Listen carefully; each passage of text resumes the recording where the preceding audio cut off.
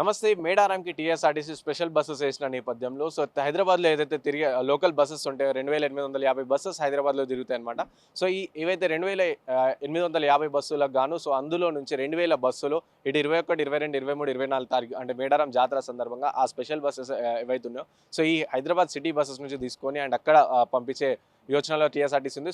అందుకనే టీఎస్ఆర్టీసీకి సంబంధించిన అధికారులు కూడా ఏమని చెప్తున్నారంటే ఏదైతే ఈ 4 రోజులు జాతర ఉన్న నేపథ్యంలో ఈ బసెస్ అయితే జాతరకి వెళ్ళిపోతున్నాయి. అందుకనే ఎవరైతే నగరవాసులు బస్సులలో ప్రయాణించే వాళ్ళు ఉంటారో వాళ్ళు ఆల్టర్నేట్ అంటే ప్రత్యామ్నాయం వెతుకోవాలని చెప్పారు. ఇటు మెట్రోలో కానీ ఆర్ఎల్స్ క్యాబ్స్లో కానీ ర్యాపిడోస్ కానీ ఇలాంటివి చూసుకోవాలి అని చెప్పేసి టీఎస్ఆర్టీకి సంబంధించిన అధికారులు కోరడం జరిగింది.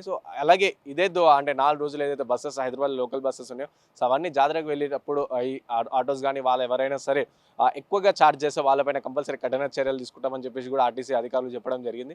ఓవరాల్గా చూసుకుంటే టీఎస్ఆర్టీసీ మేడారంకి ఎస్పెషల్లీ మేడారం జాతరకి సంబంధించి 6000 స్పెషల్ బస్సెస్ ఇచ్చిందనమాట. అలాగే సౌత్ సెంట్రల్ రైల్వే కూడా వచ్చేసి కొన్ని స్పెషల్ ట్రైన్స్ కూడా ఏర్పాటు చేశారు.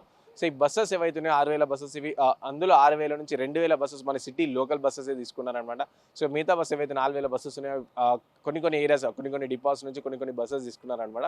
ఈ బస్సెస్ అన్ని హైదరాబాద్ నుంచి కాకుండా కొన్ని ప్రాంతాల వేరే బస్ స్టాప్స్ నుంచి కూడా స్పెషల్ బస్సెస్ అనేది వెళ్తాయన్నమాట జాతరకి.